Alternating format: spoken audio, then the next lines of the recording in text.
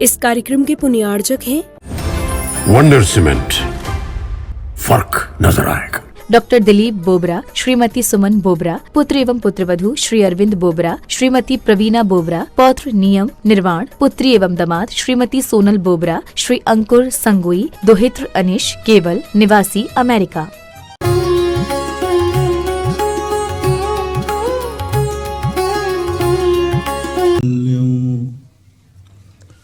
सर्व कल्याण कारकं प्रधानं सर्वधर्माणां जैनं जयतु शासनं जैनं जयतु शासनं जैनं जयतु शासनम्। पंच परमेष्टि भगवान की आचार्य श्री गुरुवर कुंद कुंद महाराज की आचार्य श्री गुरुवर विद्यासागर महाराज की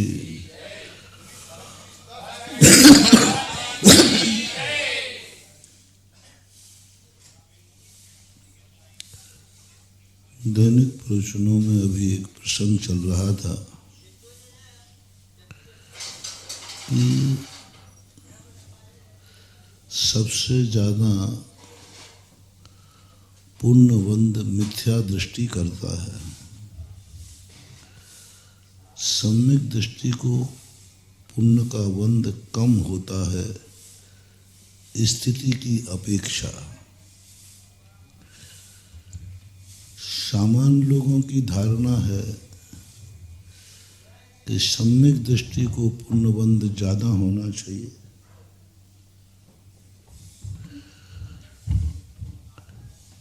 देश प्रतिमाधारी को पुण्यबंध ज्यादा होना चाहिए, मुनि महाराज को पुण्यबंध ज्यादा होना चाहिए। एक सामान्य धारणा है। पूछा जाए कि भैया आप लोगों को पुण्यबंध ज़्यादा होता है कि हमें महाराज को?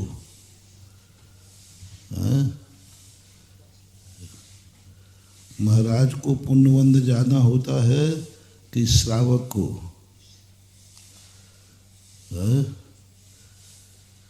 महाराज पुण्यबंध ज़्यादा करते हैं कि श्रावक? महाराज वो तो रटा हुआ शब्द है ही, क्योंकि तुम्हारी हिम्मत कैसे है कि तुम कह दो कि कम होता है? मुंह से शब्द ही नहीं निकलेगा, यही कहने में निकलेगा महाराज जी हम कहाँ और आप कहाँ, सारा पुण्यवन तो आपको ही होता है, हम लोगों को तो बचा कुछा है ना। नहीं, बहुत बड़ा जैन दर्शन यही कहता है, जितना जितना व्यक्ति नीचे होता जाएगा उसका पुण्यबंध ज्यादा होता है। मुनियों को पुण्यबंध होता है लेकिन उसमें स्थिति कम पड़ती है। काम चलाओ, एक त्यागी वृत्ति होता है, वह धन उतना ही कमाता है जितना उसको जरूरत होती, क्योंकि वो त्यागी वृत्ति है। वो ज्यादा नहीं सोचता, विचार नहीं करता, क्योंकि त्यागी वृत्ति है। साधु तो और नहीं सोचता, बस इतना ही सोचता है कि हमारा धर्म, हमारा रत्नत्रय पलता रहे, बस इतना ही पुण्य चाहिए हमें। कि भगवान हमें कुछ नहीं चाहिए, पुण्य तो हमें चाहिए ही नहीं, पाप तो हमने छोड़ दिया है, पाप तो हमने छोड़ दिया है, अब पुण्य है, मुझे इतना पुण्य नहीं चाहिए जिससे मेरा धर्म बाधक हो जाए, बस इतना काम चलाओ पुण्य मिल जाए कि शरीर स्वस्थ रहे और अनुकूलता मिलती जाए जिससे मेरा रत्नत्रय पलटा जाए। मेरे न चाहे कछु और ईश, रत्न त्रय दीजे ऋषिज, कुछ नहीं है इच्छा मेरी। जब साधु संकल्प ही नहीं कर रहा है पुण्य की, तो उसे पुण्यबंध बहुत कम होता है। हम लोगों की निर्जरा ज़्यादा होती है। अतीत काल में जो पाप बंध बांधे हैं उनकी निर्जरा करता है। बंध की तो इच्छा ही नहीं है, पुण्य बंध का तो भाव ही नहीं करता। वो तो फिर भी पुण्य बंध होता तो है, क्योंकि हम सुख क्रिया कर रहे हैं तो पुण्य बंध तो होगा। हम तुम्हें प्रवचन दे रहे हैं, हमारी पुण्य की इच्छा नहीं है, लेकिन पुण्य बंध तो होगा। हम नीचे देख के चल रहे हैं, पुण्य बंध तो होगा, पर बहुत कम होगा। ताकत ज़्यादा होगी। हमारा पुण्यबंध कम होगा, लेकिन ताकत ज़्यादा होगी। इतनी ताकत होगी, इतनी ताकत होगी कि संसार के इतना ताकतवान पुण्य नहीं होगा। हाथ तो आपके पास भी है। आपने अपने बेटे को आशीर्वाद दिया और महाराज ने आशीर्वाद दिया, दोनों में अंतर है कि नहीं? ताकत। हाथ दोनों के हैं। तुम दिन भर रखे रहो तो भी वो एनर्जी नहीं मिले, और महाराज एक सेकंड को छू ले तो क्यों? अब देखना, तुम बेटे के सिर पर दिन भर हाथ रखे रहे, उसको तकलीफ थी, तो भी वह एनर्जी नहीं मिल पाई, और गुरु ने मात इतना ही किया बस। तुम कहते महाराज जी हमारा सिर दर्द दूर हो गया। मैंने कैसे होगा? और आपके आशीर्वाद से। अब ये ताकत, अब देखो हाथ वही है, तुम्हारा भी आशीर्वाद देने का भाव था बेटे को कि नहीं था, लेकिन पावर बस ऐसा ही होता है। साधु का जो पुण्यबंध होता है बहुत कम होता है, लेकिन ताकतवान अनुभाग ज़्यादा होता है। उनकी आंखों में, उनकी सोच में। एक सामान्य जन सोचे किसी के संबंध में, और एक मुनिराज 1 मिनट को सोच लें तो वह काम हो जाता है। मुनिराज देखने मात्र से काम हो जाता है। देखने मात्र, दृष्टि में इतनी ताकत आ गई, एक क्षण में किसी को देख लिया, उतने में उसका पता नहीं क्या क्या जहर उतर गया। एक दृष्टि निर्विष आता है, मात मुनिराज देख लेते हैं, उतने से मात से उसका जहर उतर जाता। साधना का अर्थ यही नहीं है कि मात्र उनका ज्ञान ही महान हुआ है।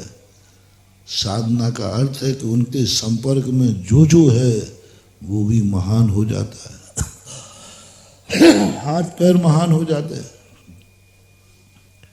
पैर तुम्हारे भी वही हैं, महाराज के भी वही हैं, लेकिन देखो पैरों में, तुम्हारे पैर में जल ढाला तो गंदा हो गया, और मुनिराज के पैरों में डाला तो गंदोदक हो गया।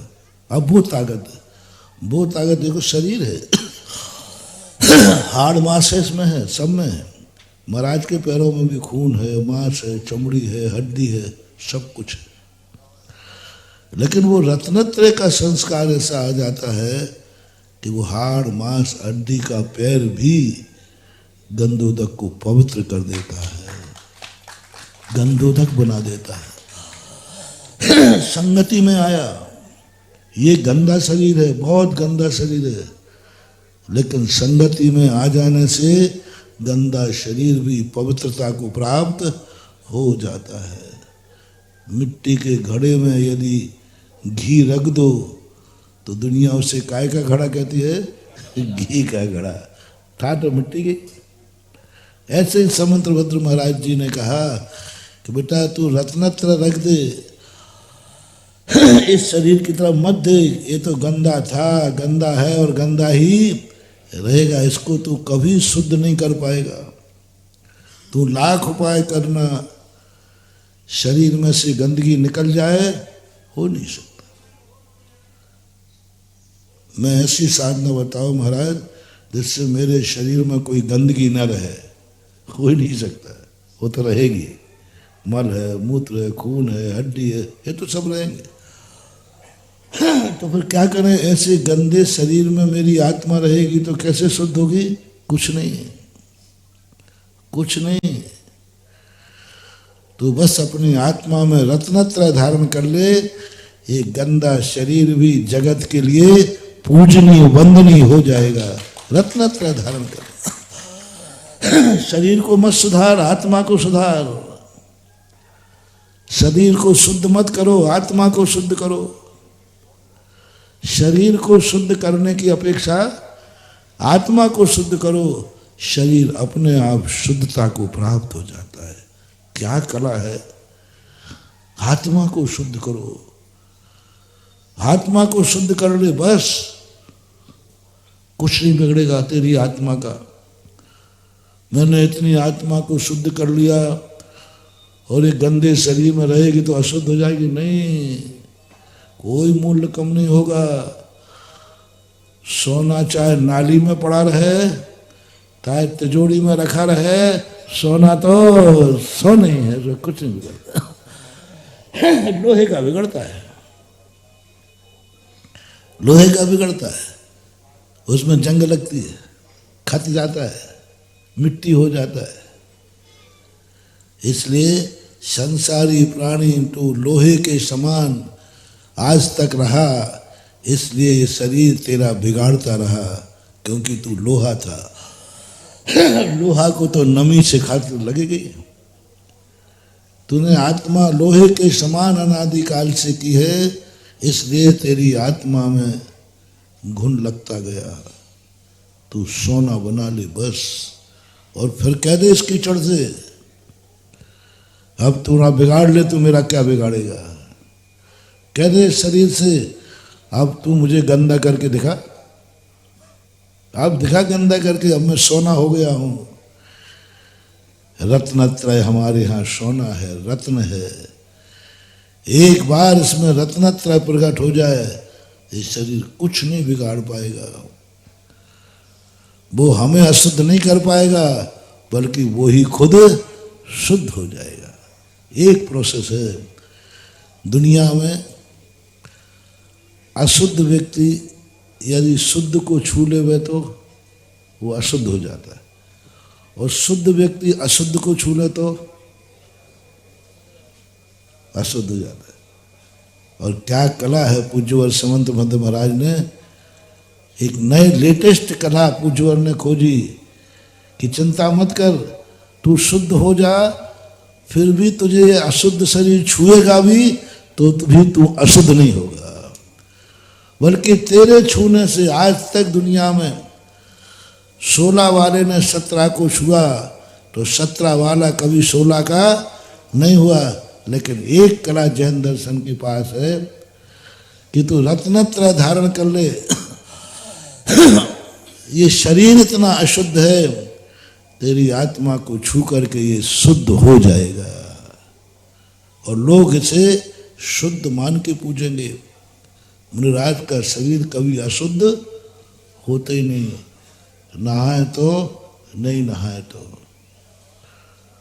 तुम नहा धो के आए हो, मैं बिना नहाए धोए बैठा हूँ भैया।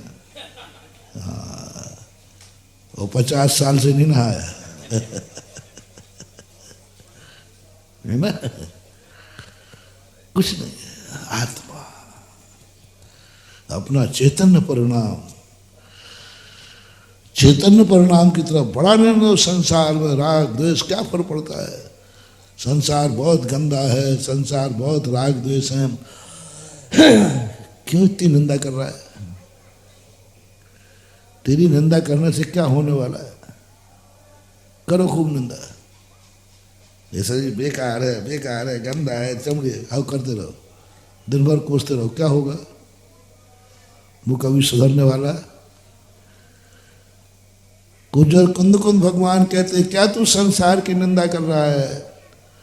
संसार में ये है, ये है, ये, इसकी निंदा करने की अपेक्षा तू अपनी निंदा कर ले, अपने आप को सुधार ले। संसार तो जैसा था वैसा है और वैसा ही रहेगा।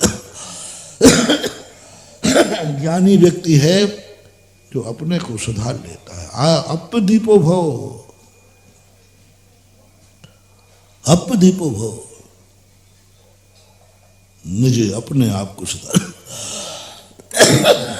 फिर संसार भी तुझे अच्छा दिखने लग जाएगा।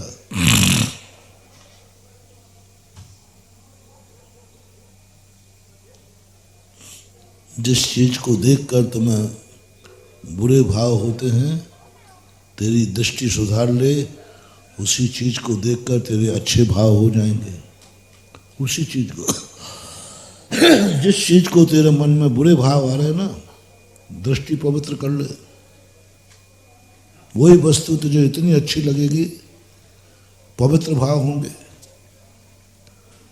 पवित्र भाव है, दृष्टि बदल रहा है, सृष्टि नहीं। इसलिए साधु कोई पुण्य नहीं चाहता, और बंध भी बहुत कम होता है, लेकिन क्वालिटी का होता है। वृत्ति को साधु से ज्यादा बंध होता है। खर्चे के हिसाब से आमदनी मिलेगी, खर्चे के हिसाब से ही कमाई करना चाहिए। हमारा खर्चा कितना है, हम क्यों करें बताओ? हम पैसा देला सब कुछ क्यों करें? हमारा खर्चा कितना सा है? थोड़ा बहुत हमारा खर्चा होता है, वो श्रावक उठाता है। हम काय के लिए पुण्य चाहिए बताओ? रहने के लाने हम आप पहले वो संसाला बना के रखे, आहार के लाने वो पहले से रोटी बना के पड़गाने खड़े हुए। दवाई के लिए अरे अरे थोड़ा बीमार तो हो जाए, संसार के खनिया दानों में वो वैद्य आ जाएंगे जो आज तक किसी को नहीं आए हुए। सारी जिम्मेवारी श्रावक ने ले रखी। अब क्या खर्च क्या कमाए बताओ? क्या करेंगे कमा करके? सारी जिम्मेवारी श्रावक ने ले रखी है।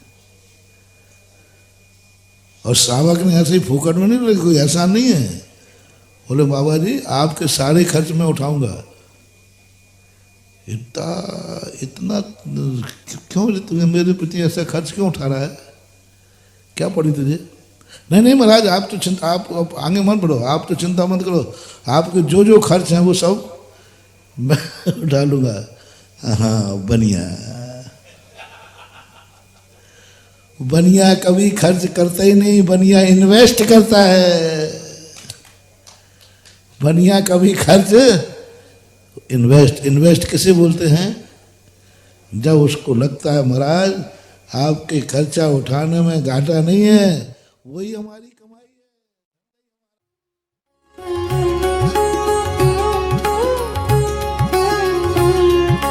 उसके लिए कोई ना कोई आलम्बन लेना पड़ता है। ये बात अलग है। कुछ आलम्बन प्रेरक रूप में होते हैं, कुछ आलम्बन उदासीन रूप में होते हैं। कल जो हमने व्याख्या की थी, व्यक्तियों के लिए एक होमवर्क दिया था कि तुम कुछ ऐसा करो कि तुम्हारी खुशी सारे जगत की खुशी बन जाए, तुम्हारा धर्म सारे जगत का धर्म बन जाए, तुम्हारा विचार सारे जगत का विचार बन जाए, तुम्हारी दृष्टि सारे जगत की दृष्टि बन जाए, तुम्हारा बनाया हुआ रास्ता सारे जगत के लिए रास्ता बन जाए, तुम्हारा किया हुआ कार्य सारे जगत का कार्य बन जाए। ये है साधना के सूत्र। ये साधना हमें करना है। हम इतने स्वार्थी हैं कि हमारे लिए तो हम तो सुखी हो लेते हैं। 2 दिन से अपना प्रसंग चला, हम तो सुखी हो लेते हैं। ये कोई बड़ी बात नहीं है, तो पशु पक्षी भी हो लेते हैं। लेकिन तुम्हारे सुख से कौन सुखी होता? भूख लगती है, भोजन मिल जाता है, सभी खाते। कल हमने कहा था ना दोपहर में, चारों संज्ञाएं सभी जीव को है।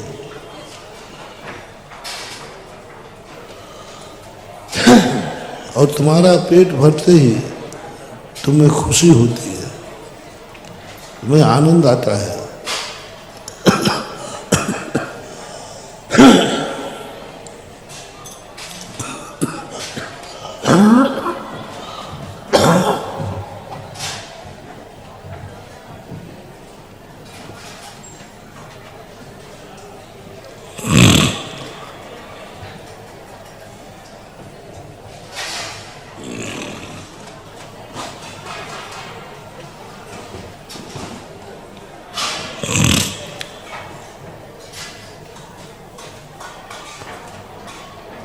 क्षुधा वेदनी के दुख के बाद जब भोजन मिलता है तो हर व्यक्ति सुख का अनुभव करता है। प्यास लगती है तो पानी मिलने पर सुख का अनुभव करता है। घर में धन आता है तो धनी अनुभव करता है। शरीर सुंदर मिलता है तो रूप का आनंद आता है। शरीर में बल होता है तो बलिष्ठता का आनंद आता है। दृष्टि में ज्योति होती है तो ज्योति का आनंद आता है। हम जब कोई रास्ते पर चलते हैं, मंजिल निकट आती है तो आनंद आता है। ये कोई बड़ी चीज नहीं है। यही तो अनादिकाल से अपनी जिंदगी में होता आया। हम आनंद मनाते गए और हमारा आनंद रौद्र ध्यान का कारण बन गया। गजब की चीज है। आर्त ध्यान दुख का प्रतीक है और स्वयं आनंदित होना रौद्र ध्यान का प्रतीक है। यदि मान लीजिए किसी चीज में मां तुम्हें ही आनंद आ रहा है तो वही रौद्र ध्यान है।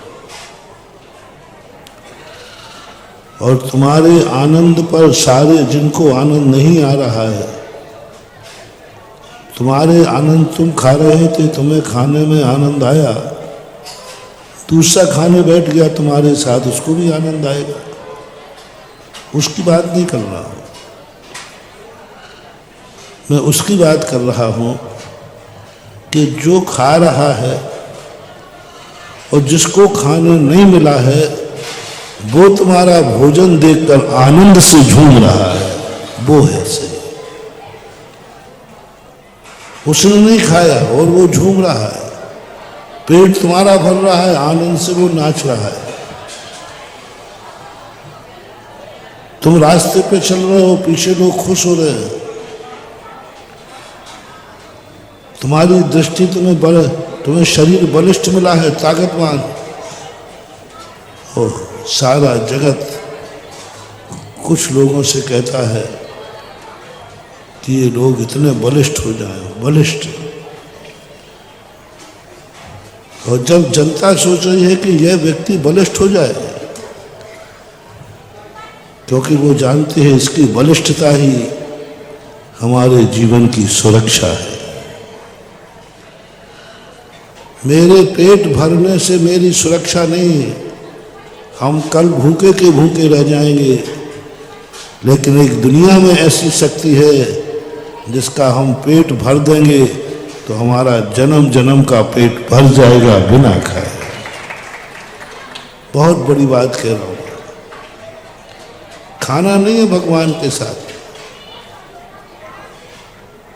सारी दुनिया को भोजन करा देना है, तुम्हारा पेट नहीं भरने वाला, तुम भूखे के भूखे रहोगे, तुम्हें वेदना सताएगी।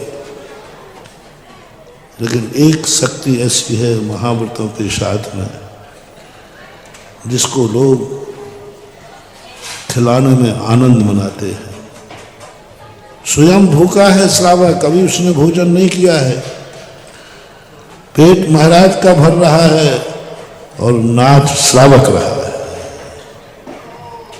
उसके मन में भाव है गुरु का आहार हो जाए, मेरे एक दिन भूखा भी रहना पड़े तो कोई बात नहीं, मेरे जन्म जन्म की भूख मिट जाएगी। बड़ी गजब की बात है, आहार के समय पूजा क्यों करें? आहार के समय नवदा भक्ति में पूजा क्यों आई? क्या जरूरत पड़ी थी? सीधा भोजन को गए थे, भोजन दे रहा था, ले लेते, शुद्ध भोजन ले लेते। शुद्ध भोजन करना तो बात जमती है, लेकिन नवदा भक्ति नहीं जमती। आहार के पहले ये नवदा भक्ति है, ये कोई बात समझ में नहीं आई। क्यों? इसका आहार से कोई लेना देना ही नहीं है। भूख लगी है, प्यास लगी है, आहार खो गए, सीधा आहार लेके वापस आ जाओ। नहीं साहब, नवदा भक्ति करो। क्यों? बहुत बड़ी चीज है। कहीं ऐसा तो नहीं है कि तुम मुझे आहार देकर अपने भोजन का इंतजाम कर रहे हो। कहीं ऐसा तो नहीं है कि तुम मुझे भूखा मान करके आहार दे रहे हो। कहीं ऐसा तो नहीं है कि महाराज को आहार देंगे तो हमारे अन्नपूर्णा भंडारे भर जाएंगे। बहुत बड़ा लॉजिक वाला। पहले जिन जिन बातों पर हमें आश्चर्य होता था,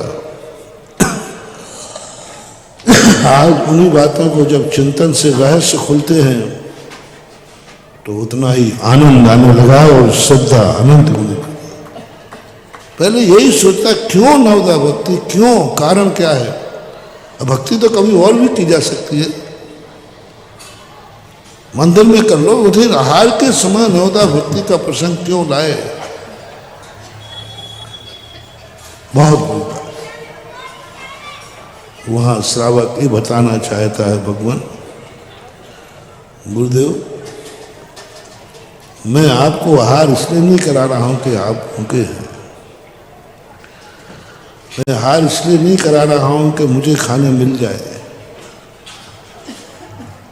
मेरा तो एक ही भाव है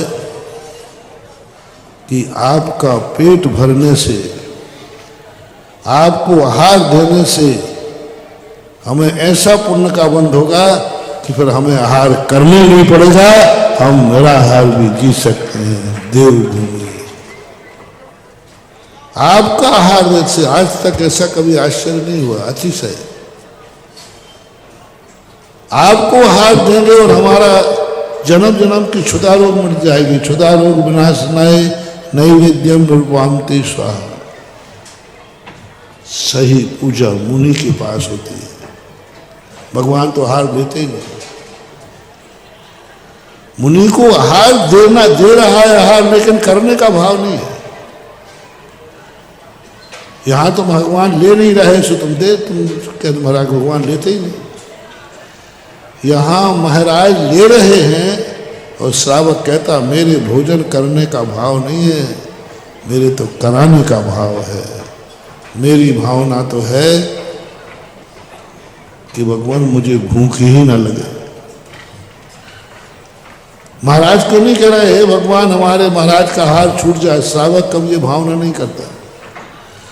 महाराज तो सदा आहार करते रहे और इतना आहार करें, इतना आहार करें कि हमारी जिंदगी भर का कमाया हुआ अनाज एक बार में खा जाए तो भी हमारे अवभाग्य हैं। लेकिन मेरे लिए तो इसका मतलब है कि हमें भोजन करना ही नहीं पड़े। क्षुधा रोग विनाश। पूजा की पंक्तियां, ये पूजाएं द्रव्यान योग हैं, चरणान योग नहीं। परम अध्यात्म है, परम अध्यात्म। और उस परम अध्यात्म के साथ में वह बलिष्ठ घर में व्यक्ति, आप सबको बलिष्ठ चाहते हैं। माता बेटे को, पत्नी पति को, घर की हर महिला चाहती है हमारे घर के पुरुष बलिष्ठ हो। इसका प्रतीक है। माँ स्वयं नहीं खाएगी, बेटे को खिलाएगी, बलिष्ठ हो बेटा। पत्नी रूखा सूखा खाएगी, पति को खिलाएगी, बलिष्ठ हो मेरा पति। मालाएं स्वयं धीरे जो कुछ बचता है खा लेती है, हमारे पुरुष बलिष्ठ हो। क्यों बलिष्ठ क्यों करना चाहते हैं? यदि हमारे घर का पुरुष बलिष्ठ होगा तो हमारी नारी जाति सदा सुरक्षित रहेगी। कमजोर व्यक्ति क्या शिक्षा करेगा? नारी कितनी भी बलिष्ठ हो जाए अपनी रक्षा नहीं कर सकती। कितनी भी बलिष्ठ हो जाए, कितनी भी बलिष्ठ हो जाए। सीता माता से तो बलिष्ठ ज्यादा तुम नहीं हो सकते। नारी कितनी भी बलिष्ठ हो जाए लेकिन वो अपनी सुरक्षा नहीं कर सकती। और जिस घर के पुरुष बलिष्ठ हैं उस नारी पर कोई हाथ तो क्या आंख भी नहीं उठा सकता, बलिष्ठ। इसलिए नीतिकारों ने नारियों के लिए यही कहा, जो भी पुरुष तुम्हारा हो, चाहे पिता हो, चाहे पति हो, चाहे बेटा हो, चाहे भाई हो, घर के लोगों को बलिष्ठ बनाओ, वो तुम्हारी रक्षा करेगा, रक्षा करेगा। इसी प्रकार श्रावक कहता है, मेरे मुनिराज बलिष्ठ बने। मुनिराज बलिष्ठ के लिए नहीं खाते, श्रावक खिलाता है। हम बहुत परेशान होते हैं आप लोगों से। हम लोग लेना नहीं चाहते जो चीज़ें, वो ही जबरदस्ती दोगे, ये और खाना, ये और खाना, और वो गरिष्ठ चीज़ें खिलाओगे जो हम नहीं खाना चाहते। हम चाहते हैं गरिष्ठ खाना नहीं पड़े, और श्रावक चाहता है महाराज ये पानी मानी मत पियो, आप तो घी पियो, घी मरवाएगा हमें। यदि आप पानी नहीं ले ना और पानी का घी पीवे, अरे श्रावक कहे महाराज आप तो पियो, मैं सीधा पीपा खोल दूं। वो एक बार भी याद नहीं दिलाएगा महाराज थोड़ा पानी तो ले लो। आज तक किसी ने मुझे पानी नहीं पीने दिया, जबरदस्ती पीता हूं। वो कोई बीच में पानी लाता है तो 3-4 बार तो अभी पानी नहीं लाना, रखो नहीं। अरे मैंने कहीं पिया तुम लोग नाटक देखता रहता हूँ। अब भैया मुझे पानी चाहिए, अब पानी दे दे। जो दाई अभी रख, अभी महाराज का हार क्या हुआ, पानी देने आ गया। महाराज जी अभी पानी नहीं लेना, ये भी कह देते, अरे मर गए हम तो। पानी ले रहे हो, अभी पानी नहीं लेना, अभी तो रोज तुमने कुछ खाया ही। कभी नहीं कहा आज तक श्रावक ने, महाराज जी इतना घी मत खाया करो, इतनी रोटी मत खाया करो, इतनी मिठाई मत खाया करो। खाते नहीं है तो भी आज तक नहीं कहा श्रावक ने। जैसे ही पानी की बारी आई और श्रावक का चेहरा उतर जाता है, वो सोचता है जितने से पानी भरेगा पेट, हे भगवान महाराज को अकल दो, उतना पेट वो घी से भर लेवे ना। बहुत बहुत महानुभाव, हम लोग चौकों में आप लोगों की भावना देख करके रोमांचित होते हैं। क्या है, क्या है ये दान, आहार दान? ये भिक्ष भीख नहीं है कि कम से कम देना पड़े, कम से कम देना पड़े, नहीं, अधिक से अधिक जो ताकतवर चीजें हैं बस उस खिलाने में। उसमें तो जैसे अंगली खोल देते मैं देख रहा हूं तुम्हारा चेहरा कमल सा खिल जाता है। हाँ ये है महाराज, हाँ ये लो, थोड़ा और लो और लो। मैं सोचता हूँ क्यों भैया, क्यों हमें क्यों गरिष्ठ बना के बलिष्ठ बनाना चाहते हो? ओहो, अब पता चला तुम्हारी बनियाई गिरी। बनिया कहीं जबरदस्ती करो तो समझ लेना उसको कहीं ना कहीं लाभ तो है। वो अपने बिना लाभ के कभी कुछ कर ही, और उसकी यही धारणा है जो नारी जाति की है कि हमारा घर का पुरुष यदि बलिष्ठ रहेगा तो हमारा परिवार सुरक्षित रहेगा। यही भक्त कहता है मेरा गुरु बलिष्ठ रहेगा तो हमारा धर्म और समाज सुरक्षित रहेगी। गुरु स्वस्थ रहे, गुरु बलिष्ठ रहे, गुरु की दृष्टि। आप अपनी इतनी इच्छा नहीं करते। यदि महाराज को बुखार आ जाए तो कई लोग कहते हैं भगवान बुखार दे नहीं तो मुझे दे दो, मेरे महाराज को स्वस्थ करो। हमने ऐसे उदाहरण सुने हैं कि महाराज को और स्वयं में किसी एक को मरना है तो भक्त कहता है हे मौत मुझे मार दे, मेरे महाराज को जिंदा रख दे, क्योंकि इनसे मौत। गुरु जितना बलिष्ठ होगा, गुरु की दृष्टि जितनी तेज होगी, उतनी जगत की सुरक्षा है। गुरु के पैरों में जितनी ताकत है उतनी जगत तीर्थ बनेगा, उतनी विहार होगा। पैरों में ताकत रहेगी, महाराज जी विहार करेंगे और जहां जहां विहार करेंगे वो जग तीर्थ होता जाएगा। इसलिए तुम्हारा मन है कि इनके पैरों में ताकत बनी रहे, इनका विहार न रुके। भक्त अपने गुरु के पैरों को बलिष्ठ चाहता है, शरीर को बलिष्ठ चाहता है। क्यों? कारण क्या? सुरक्षा। गुरु बलिष्ठ रहेगा, हम सबकी सुरक्षा है। गुरु का दिमाग तेज होगा, महानुभाव शिष्य को ज्ञानी होना जरूरी नहीं, गुरु ज्ञानी है तो मूर्खानंद का भी बेड़ा पार हो जाता है। गुरु को मैंने आज तक अज्ञानी नहीं सुना, शिष्य को तो सुना है। ऐसा कोई गुरु हमें देखने में नहीं आया शास्त्रों में जिस गुरु को नमोकार मंत्र नहीं आता था, जिस गुरु को कुछ भी नहीं आता था, नमोकार मंत्र भी नहीं आता था। ऐसा कोई अभी तक मुझे गुरु नहीं मिला। किसी का शिष्य का गुरु दीक्षा देने वाला इतना अज्ञानी हो, अभी तो आप लोगों को कहीं मिले कि ये गुरु दीक्षा दे रहा है और इस गुरु को कोई ज्ञान नहीं है, कुछ भी ज्ञान नहीं, कुछ भी ज्ञान नहीं। लेकिन शिष्य को देखा गया है शिवभूति जैसे, कुछ भी ज्ञान नहीं है। बस एक ही बात का ध्यान रख लो, तुमसे कोई कहे तुम बहुत अज्ञानी हो, तुम्हें कुछ भी याद नहीं होता है, इतना पढ़ाने के बाद भी तुम्हारी अकल नहीं है, तुम्हें कुछ भी ध्यान नहीं हो रहा, तुम्हें 24 भगवान के नाम चिन्ह भी याद नहीं हो रहे, कुछ भी याद नहीं, तुम ऐसे मूर्ख हो, कैसे कल्याण होगा? मोटिवेशन,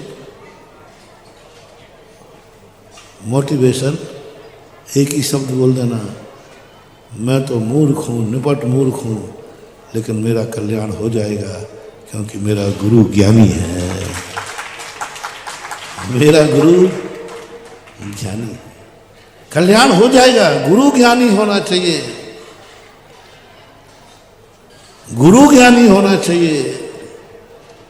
ज्ञानी गुरु मिले तो बाता मैं करा, राजस्थान में एक भजन गाते हैं, ज्ञानी गुरु मिले तो बाता मैं करा, मैं बातें करूंगा, ज्ञानी गुरु मिले तो सही। कहाँ है वो ज्ञानी गुरु? दिन भर यहाँ वहाँ की चर्चाएं, संसार सारी चर्चा यहाँ की, तत्व की चर्चा, ज्ञान की चर्चा। सच्चा ज्ञानी त्यागी वृत्ति को यहाँ वहाँ की बातों का समय ही नहीं रहता, महानुभाव, समय ही नहीं होता उनको। कहाँ है उसके पास समय? ज्ञान का भंडार है, सुख का पार नहीं है और अपनी बुद्धि दुर्बुद्धि है। कैसे मिल जाता है साधुओं को यहाँ वहाँ की बातें करने? कैसे मिल जाता है त्यागी वृत्तियों को यहाँ वहाँ की चर्चाएं करने? यहाँ वहाँ झांकने का समय कैसे मिल जाता है? पता नहीं, मुझे नहीं दिखता कि इनको तत्व ज्ञान हुआ है, तत्व दृष्टि हुई है। हमेशा गुरु को ज्ञानी गुरु ढूंढना, तुम ज्ञानी बनो या ना बनो, शिवभूति को बस एक ही बात कहते थे, तुझे कुछ भी ज्ञान नहीं। गुरु ने भी ये कहा, जा, तुझे तेरा कल्याण नहीं हो सकता, तू बहुत मूर्ख है। बोले गुरुदेव हो जाएगा, क्योंकि मेरा गुरु ज्ञानी है। एक बार कहा था ना, तुम कितने खोटे बने रहना, तुम एक ही गर्व करना, मैं कितना ही खोटा हूं लेकिन मेरा गुरु चोखा है। ये पूज्यवर समंत भद्र महाराज की खोज है। उन्होंने कहीं कुछ नहीं कहा, उन्होंने कहा तुम कैसे हो, ये एक बार भी चर्चा नहीं की। शुरुआत में नहीं कहा तुम्हारा आचार क्या है, तुम्हारा विचार क्या है, तुम्हारा, पर तुरंत उन्होंने चर्चा की तुम्हारा गुरु कैसा है, तुम्हारा भगवान कैसा है, तुम्हारा शास्त्र कैसा है। अरे तेरा चेहरा कितना भी काला है तो बना रहने दे, दर्पण काला नहीं होना चाहिए, एक ना एक दिन हो जाएगा। और चेहरा कितना भी साफ हो और दर्पण काला हो तो चेहरा भी एक दिन काला हो जाएगा। इसलिए हमेशा तुम सोचते हो कि साधु स्वस्थ रहे, बलिष्ठ रहे, ताकतवान रहे, इसलिए जो आप नहीं खाते हो वो महाराज को खिलाते हो। झूठ मत बोलना साहब को, मैंने खुद देखा है। एक बच्चे ने आकर कहा भी था, मेरे पास प्रमाण रहते हैं, बोले महाराज जी आप जल्दी चौकी में मत आना। मैंने कहा बेटा क्यों? अरे महाराज जी बढ़िया आइटम बन रहे हैं, और वैसे चौका नहीं लगता तो मम्मी ज्यादा नहीं बनाती। श्रीमान जी भी कहते महाराज ज्यादा कुछ नहीं बनाते, बना दी एक सब्जी रख देगी, एक दाल रख देगी और रोटियां रख देगी। अब जब चौका लगता है तो महाराज जी कटोरियां कम पड़ जाती हैं, हंडियां कम पड़ जाती हैं। ओहो, अलोल वृत्ति, श्रावक के जो 7 गुण कहे हैं दान के, अलोड़ वृत्ति, उसके मन में भाव आता है क्या करूं, क्या कर डालूं, सारे संसार का भोजन महाराज की अंजलि में रख दूं, ऐसा परिणाम उठता है उसके बाद। ऐसा भाव आनंद से अंदर से उमड़ता है। क्यों? बस यही तुम्हारी अर्थ क्रिया, समझ लिया तुमने अर्थ क्रिया को, भोजन क्रिया को नहीं। भोजन क्रिया को नहीं समझना है, भोजन की अर्थ क्रिया को समझना है कि हमारा गुरु, हम तो खाएंगे, बलिष्ठ बनेंगे तो पाप ही करेंगे। हम शरीर से बलिष्ठ बनेंगे तो पाप करेंगे, और गुरु शरीर से बलिष्ठ बनेगा तो जगत का कल्याण करेगा, बड़े बड़े विहार करेगा, बड़े बड़े विहार करके जगत का कल्याण करेगा, तप करेगा, सामय करेगा। और यदि बलिष्ठ हो गया तो मेरा गुरु बाहुबली जैसी तपस्या करेगा, बाहुबली जैसी तपस्या करेगा, ध्यान करेगा, ध्यान करेगा। इसलिए तुम्हारा यही सबसे बड़ा गुण है। गृहस्थ क्यों खुश रहते हैं? अविरत सम्यक दृष्टि खुश रहता है। मैंने शास्त्रों में खोजा और आप लोगों से पूछा भी, भाई तुम्हारा तो कुछ मात भी त्याग नहीं है, फिर तुम निश्चिंत कर दो, तुम्हें डर नहीं लग रहा कि मेरी दुर्गति हो जाएगी? डर नहीं लग रहा कि दुर्गति हो जाएगी? तुझे कोई भी त्याग नहीं है, ना प्रतिमा है, ना व्रत है, और तू मनुष्य है। बोले महाराज बिल्कुल नहीं डर रहा हूं। बोली बात क्या है? थोड़ा तो डर सही। बोले मुझे कोई डर नहीं है, मैं भली असंयमी हूं तो हूं, लेकिन मेरे गुरु जैसा है वो परम संयमी है। बस मेरा गुरु संयमी है, यह श्रद्धा मेरी है। मैं असंयम में भी मेरा बेड़ा पार हो जाएगा। मैं असंयमी तो रहूंगा लेकिन अनैतिक नहीं बन पाऊंगा, क्योंकि मेरा गुरु है। पूज्य आचार्य महाराज ने भी यही बात लिखी, साधु की संगति से सोई संत बने या ना बने, लेकिन संतोषी जरूर बन जाता है। आज वही प्रसंग है, भगवान का आहार। देखो आहार वो करेंगे, नाचेंगे देवता, 5 चांचरी करेंगे, सारे जगत को खुशी होगी, सारे जगत को खुशी होगी। आहार जैसी चीज छुप के खाई जाती है, सारे लोग आहार छुप के खाते, घर में बैठ के खाते। जगत में एक साधु है, जगत में एक साधु है। सारे दुनिया के साधु संत भी उजागर आहार नहीं करते, प्रच्छन्न क्रिया करते। आहार ले जाएंगे, अपने किसी स्थान पर कमरे में बैठ के शांति से खाएंगे, भीड़ भाड़ में नहीं खाते, शांति से बैठ करके अपने घर में खाते, अपने कमरे में, अपने कहीं भी बैठ करके एकांत में। मार विश्व के अंदर एक दिगंबर जैन संत है जिसका आहार खुला होता है, भीड़ में होता है, सारा जगत देखे ऐसा प्रयास। सारा जगत देखे, छुपा नहीं सकते आप साधु का, खुला करो, सबको देखने दो। क्योंकि उस आहार में एक ऐसी, दिगंबर मुनि के आहार में ऐसी शक्ति है कि पेट साधु का भरता है, दुख साधु का मिटता है, खुश साधु होता है, लेकिन देखने वाले सारे लोग खुशी हो जाते हैं, देने वाले खुशी हो जाते हैं। ये है विशेषता। तुम पूज्य बनो, ऐसे पूज्य बनो कि कोई तुम्हारी पूजा कर ले तो उसको ऐसा लगे मैं ही पूज्य बन गया। तुम ऐसे रास्ते पे चलो कि लोग तुम्हारे रास्ते पे चलने के लिए लालायत हो जाए, लालायत हो। ऐसा तुम करो कि लोग तुम्हारे घर में बुला करके, आहार दे करके उनके मन में एक ऐसी आनंदानुभूति हो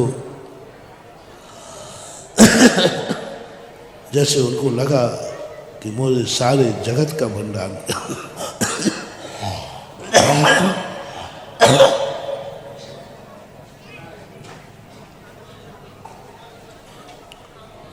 24 घंटे में कितने ही मुनिराज हैं, कितने तपस्वी मुनिराज हैं।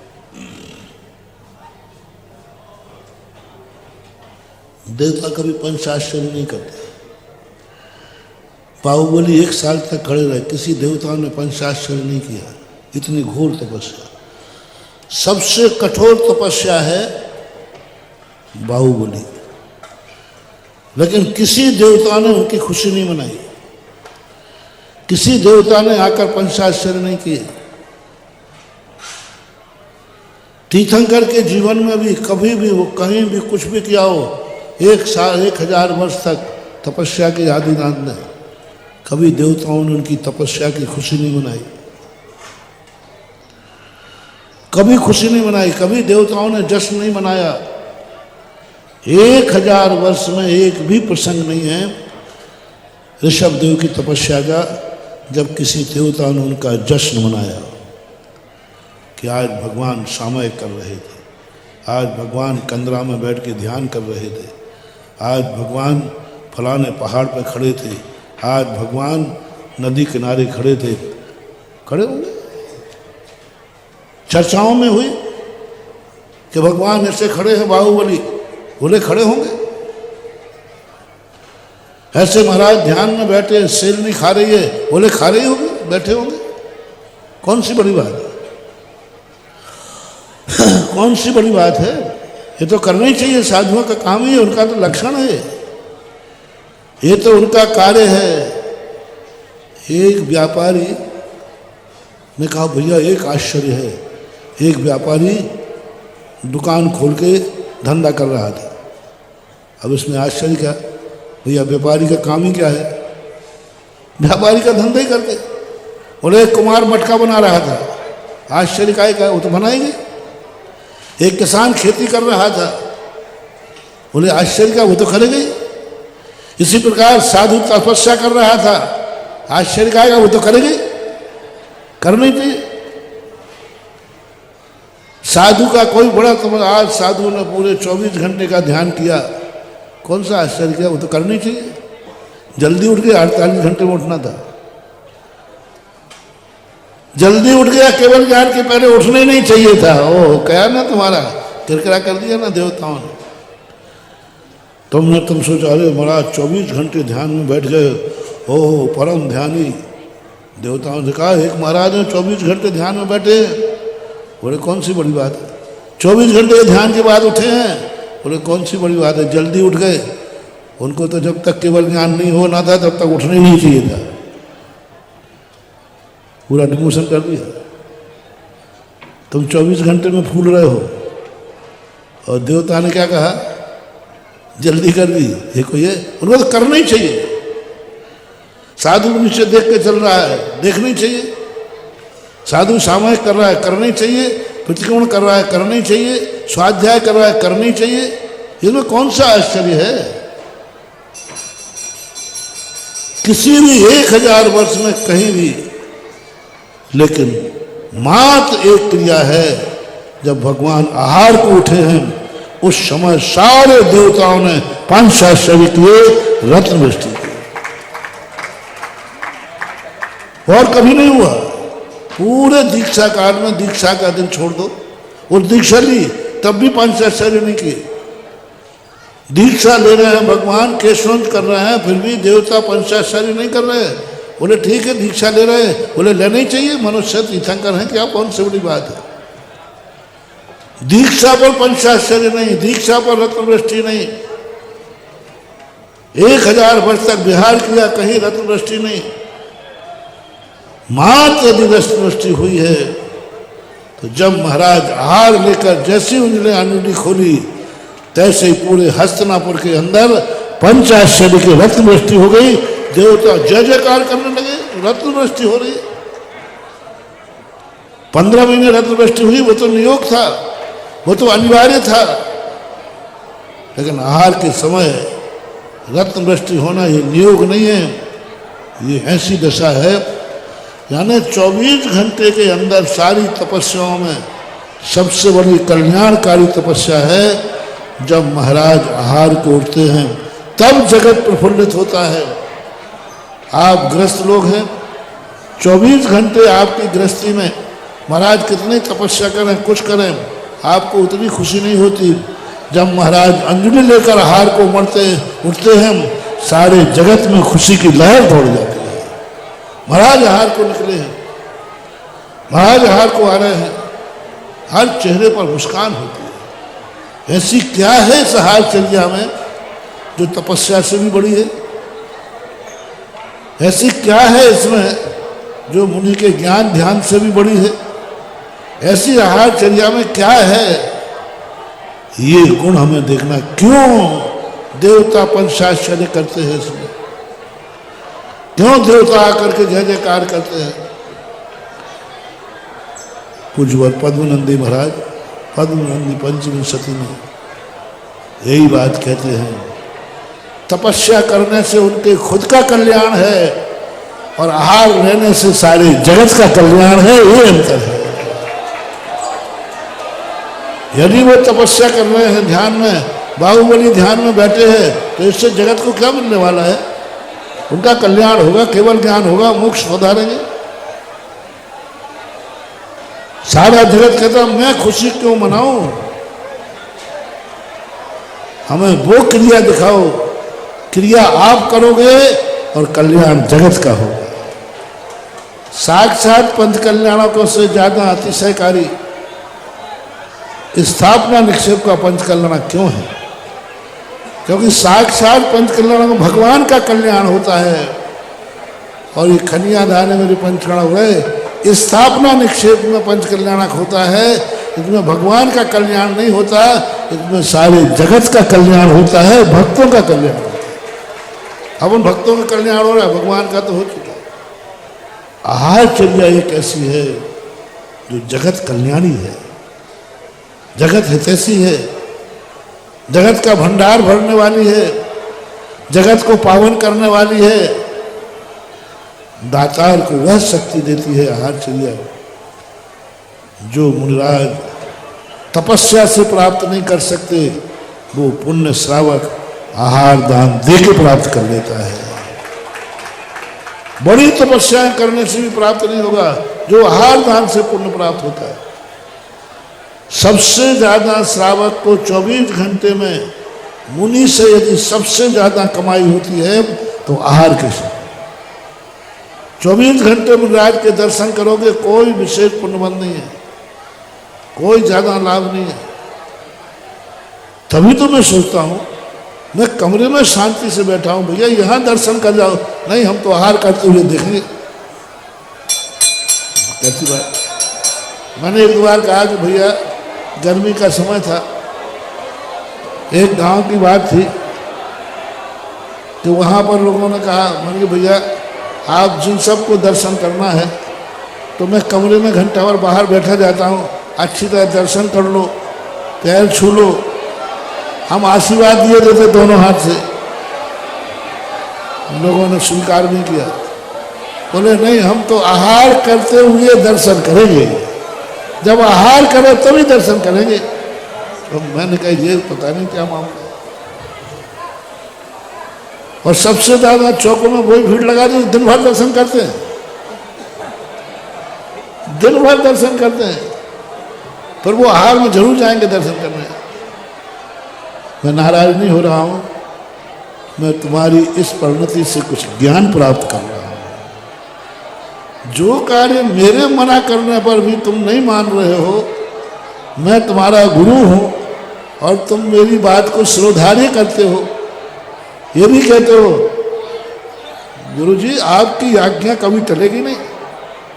मैं आज्ञा दे रहा हूं फिर भी तुम मानने को तैयार नहीं हो, तब मैं तुम्हें बुरा नहीं कहूंगा, मेरी बुद्धि को सोचूंगा। मैंने जब सोचा इस पर, श्रावक क्यों नहीं मानता है, मुराद को आहार के समय क्यों देखने की भीड़ लगाता है, एक झलक मिल जाए। ऐसे ऐसे लोग जो दिन भर मेरे कमरे में रहते हैं,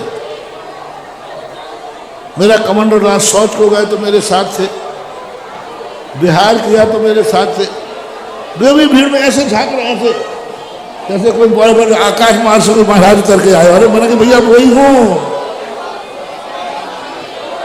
ऐसे झांक रहा, एक भीड़ में धक्का खा रहा है, पर एक झलक महाराज की दिख जाए, क्या करो बताओ।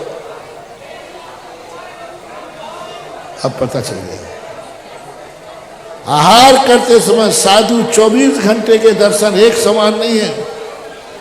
आहार करते समय साधु का जो दर्शन होता है वो जगत के अक्षय भंडारों को भरने वाला होता है, 24 घंटे में नहीं मिलेगा। जिस समय आहार ले रहा है उस समय तुम्हारे लिए भंडारे भर रहा है, उस समय भंडार, क्योंकि महाराज का जैसे जैसे पेट भरेगा वैसे वैसे श्रावक का भंडार भरेगा, ये नीति है। और आज भगवान को किसी बार आज भगवान निकल करके देखना, राजा श्रीयान साहब के यहाँ परगाहन के लिए भगवान निकले हैं और हर व्यक्ति हर्षित होकर के आनंदित होकर के आहार दे। 24 घंटे का मैंने आप लोगों, पुराणों में तो मुझे ज़्यादा मिला नहीं, लेकिन हम तो क्या न करने लगे आजकल, पुराण कम पढ़ते हैं, श्रावक को ही पुराण मान के पढ़ लेता हूँ। ऐसे ही मैं जब बिहार करके आता हूँ, लोग इतनी भीड़ लगाते, मैंने कहा भैया मैं तुम्हारे गांव में आ रहा हूँ, शांति से बैठूंगा दर्शन। बोले नहीं, बिहार करते हुए दर्शन का पुण्य अलग है, बैठे हुए महाराज का दर्शन अलग है, बिहार करते हुए दर्शन अलग है, और जब नगर में प्रवेश कर रहे हैं उस द्वारे पर दर्शन करने का पुण्य अलग है। एक एक कदम का पुण्य अलग अलग है। जैसे मुनिराज विहार कर रहे थे, तुम सामने चले, जैसे ही तुम्हारे नगर का पहला प्रवेश द्वार हुआ, वहां मुनिराज का दर्शन करना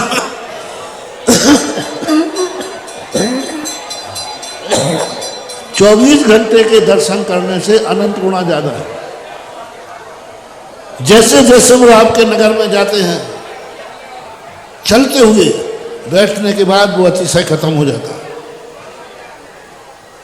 बैठे हुए महाराज का दर्शन करने में वो अतिशय नहीं रहता, जो महाराज नगर में प्रवेश करते समय जो उनकी मुद्रा देखी जाती है वो शगुनों में भी महाशगुन मानी जाती है।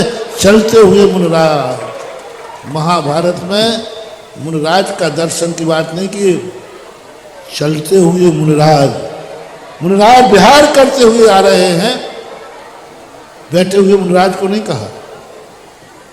चलते हुए मुनिराज का दर्शन करना, वो शक्ति बैठे हुए महाराज में नहीं है।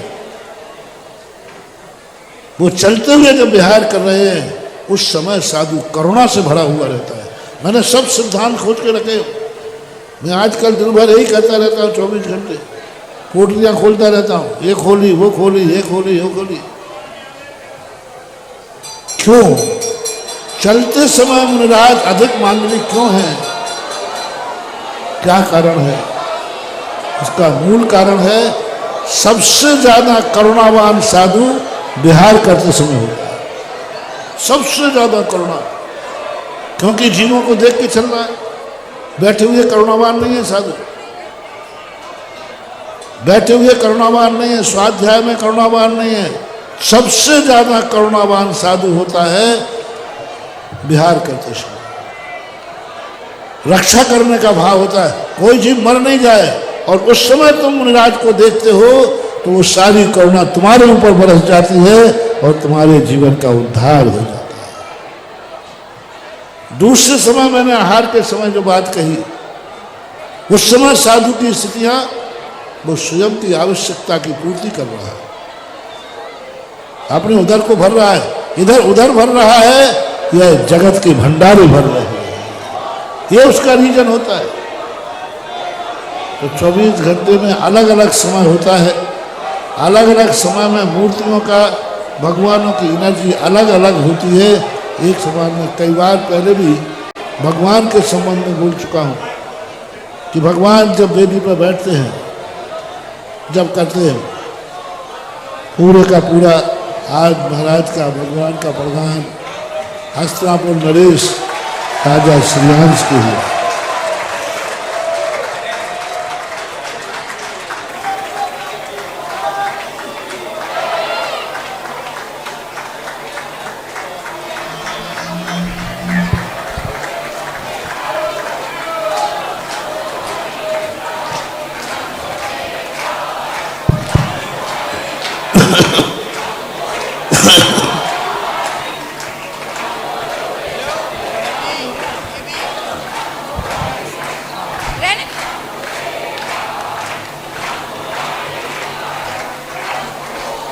अब इस समय ओम शांति शांति।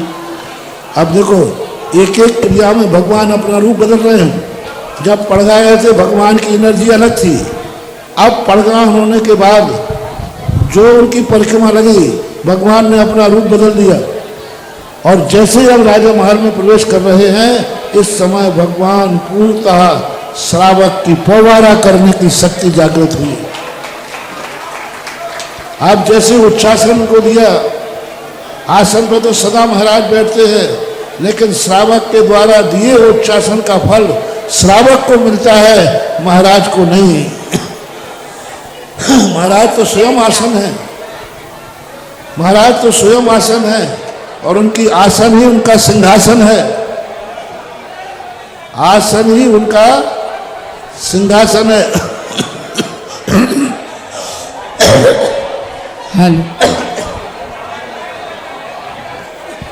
लेकिन श्रावक जब उनको उच्चासन देता है, इस उच्चासन का फल भगवान को नहीं, इस समय का फल श्रावक को मिलता है। श्रावक का उच्चासन देना ही उस समय भगवान मात्र वो वरदान देते हैं कि जा, तेरा कभी पतन नहीं होगा, तेरी इज्जत कभी धूल में नहीं मिलेगी, तेरा आसन कभी कंपायमान नहीं होगा। तो ऐसे आसन को और भगवान को उच्चासन देना। अब भगवान फिर रूप बदलते हैं, जब आप पाद प्रक्षालन करते हैं तब इनकी ऊर्जा अधोगामी हो जाती है, मूर्ति की ऊर्जा अधोगामी हो जाती है, क्योंकि जल का नाम, इसका रहस्य समझो। आप देखना अभी तक भगवान की वो एनर्जी चारों तरफ से निकल रही थी, अभिषेक करते समय भगवान की एनर्जी अधोगामी हो जाती है, क्योंकि जल अधोगामी होता है। जल का नाम निम्नगा है, और निम्न का अर्थ है नीचे की तरफ बहना। जैसे ही भगवान के ऊपर जल ढारा, उनकी एनर्जी नीचे की तरफ बहने लगी, और सारी एनर्जी पैरों के माध्यम से गंधोदक में आ जाती है। रेफरेंस है पद्मनंदी पंचविंशति। मुनिराज के चरणों के नख के अग्रभाग से निकला हुआ जल अनंत शक्ति संपन्न होता है। भगवान के अभिषेक ये गंधोदक में क्यों सिर धोने का गंधोदक क्यों नहीं बनाते, हाथ धोने का गंधोदक क्यों नहीं बनाते? पैरों तक आना जरूरी है, क्योंकि इस समय एनर्जी भगवान की नीचे की तरफ बह रही है जल ढलते ही, और नीचे जल का सरोवर है, नीचे जल का थाल है, तो वह जाकर के इनकी एनर्जी गंधोदक को प्राप्त हो जाती है। कभी और इस चिंतन को विस्तार से बताऊंगा। ये गंधोदक में ऐसा क्या आ जाता है कि वो जल इतना ताकतवान हो जाता है? इस पर भी मैंने खोजा है कि गंधोदक के समय उस समय ऐसी क्या एनर्जी होती है जो गंधोदक को शक्तिमान बना देती है। ये 9 भक्तियां क्यों रखी अलग अलग?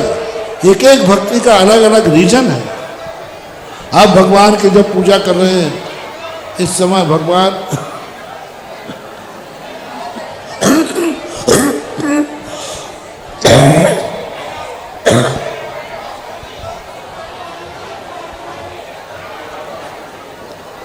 पूजा करते समय भगवान की एनर्जी तद्रूप होती है, यानी इस समय उनकी एनर्जी ऐसी है कि जो सामने पूजा कर रहा है एक दिन वो भी पूज्य बनेगा। ये एनर्जी डेवलप है पूजा के समय, अन्य समय नहीं। जब भक्त पूजा करता है, नमोस्तु करता है, उस समय उनकी एनर्जी तद्रूप होती है कि सामने वाला जो मेरी शरण में आया है, एक दिन वह मेरे समान भी भगवान बने। ये पूजा का फल है। लोग पूजा को क्रियाकांड कहते हैं, लोग पूजा को पुण्यबंध का कारण कहते हैं, लोग पूजा के लिए कहते संसार का कारण है। अरे मैं कह रहा हूं पूजा सच्चे भगवान बनने का कारण है। भक्त ही भगवान बनता है, भक्त नहीं भगवान बनेंगे। ये नारा छोड़ो, ये लगाओ भक्त बनकर भगवान बनेंगे। पूजा करते समय ये एनर्जी मिलती है कि तू एक दिन भगवान बनेगा। तुमने क्रियाकांड कहकर छोड़ दिया। पूजा में क्या रखा है? इस थाली का उस थाली में करने में कोई धर्म है क्या? ऐसा लोग कहते हैं इस थाली का उस थाली में करने में ये पूजा कौन सा धर्म है? अरे पूजा के समय पूजा हुई चावल तो धर्म नहीं है। पूजा तो एक बहाना है। जिस समय तुम पूजा करते हो उस समय भगवान की एनर्जी तुझे अपने रूप बनाने की ताकत रखती है। उस समय उनका ये परिणाम हो जाता है। पूजा होने के बाद पूजा हो गई। लेकिन भाई चलिए पूजन।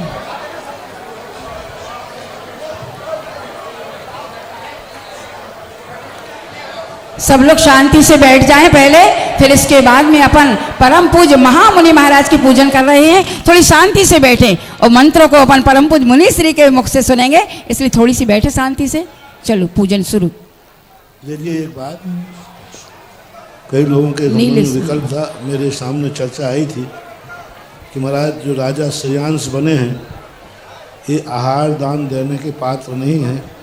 ये चर्चा आई थी मेरे पास पहले नहीं, आज ही सुबह प्रातःकाल आई, तो मैंने इस पर जांच बैठा ली।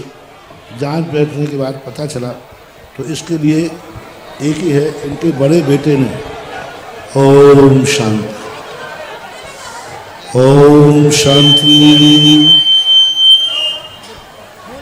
बड़े बेटे ने विजाति विवाह किया। और इस प्रकार के विवाह करने वाला व्यक्ति महाराज को और भगवान को कम से कम मेरे सानिध्य में और मैं तो इस बात को स्वीकार नहीं करता हूँ। तो मैंने तो फैसला कर लिया था कि भाई भगवान भली आए 6 महीने भूखे रहे तो 6 महीने और बढ़ जाओ, और यह तुरंत राजा श्रेयांश बनाया जाएगा। लेकिन मिट्टू लाल को मैं जानता हूँ, हमारे परम अच्छे भक्तों में हैं और शुरू से हमारे भक्त रहे। जब इनका नाम सुना तो मुझे आए, मैंने कहा ऐसा अच्छा व्यक्ति खनिया थाने में एक सबसे अच्छे व्यक्ति मानता हूँ उनको। बहुत अच्छे हैं, सरल है, सज्जन है। सारा पहले भी गोलाकोट में तुम्हारे संस्थान में सबने चक्रियों की बात कहा। तो मैंने कहा मिट्ठा लाल जी क्या बात है, मिट्टी लाल नाम ना मिट्टू।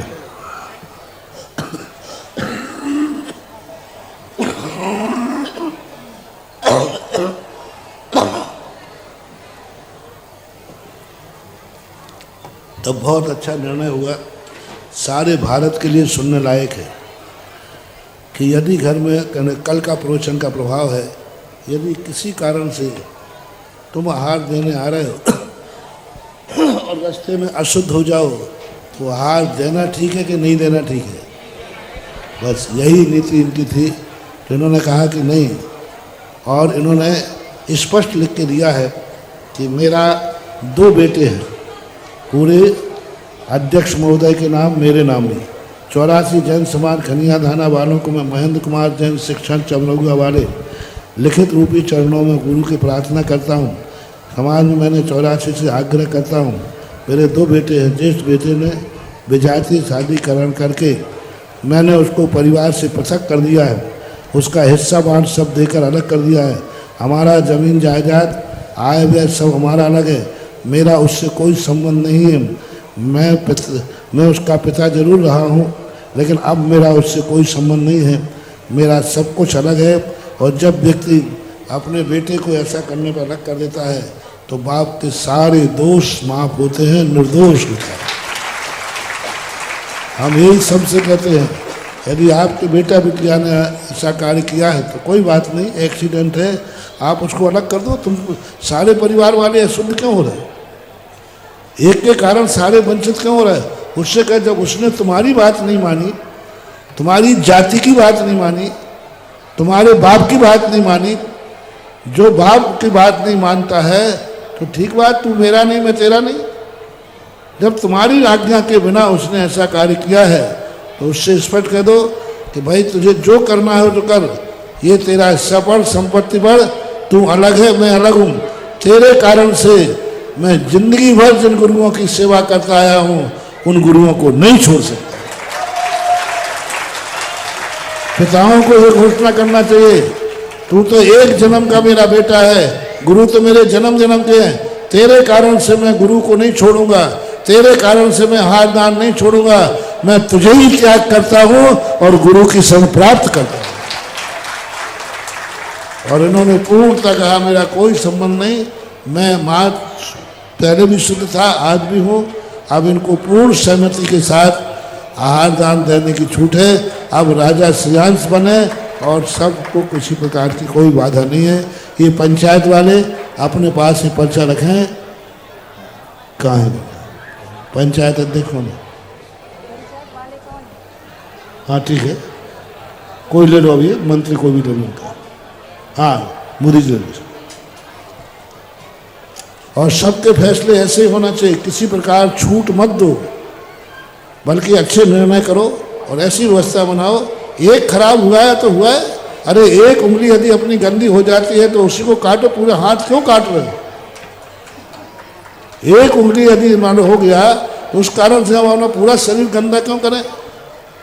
बहुत अच्छा फैसला हुआ आज, और सारे भारत के लिए फैसला आदर्श होना चाहिए, तभी अपन अंकुश पा पाएंगे। आप गणेश पूजा करने हम चले करें।